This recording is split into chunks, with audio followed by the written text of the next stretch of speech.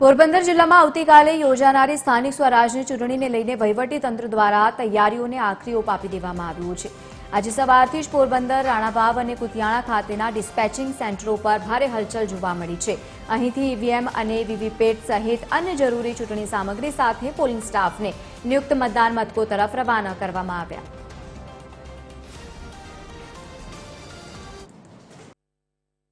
આજરોજ પોરબંદર મહાનગરપાલિકાની ચૂંટણીને અનુલક્ષીને ડિસ્પેચિંગ પોલિટેકનિક પોરબંદર ખાતે રાખવામાં આવેલ છે, જેમાં 1 થી 10 વોર્ડ અને 13 નંબરના વોર્ડનું ડિસ્પેચિંગ અત્યારે કામગીરી ચાલુ છે।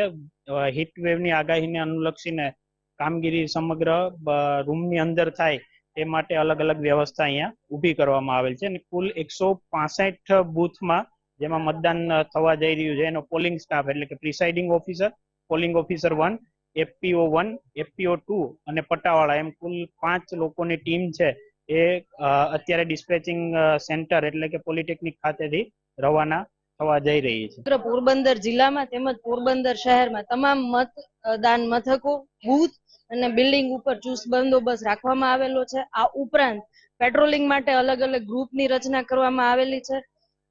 પોલીસના જવાનો, જીઆરડી, હથિયારી, હોમગાર્ડ, તમામ સુપરવિઝન અધિકારી, તમામ બાબતો થઈને કુલ 814 જેટલા બંદોબસ્ત અમે આ બાબતે રોકેલો છે।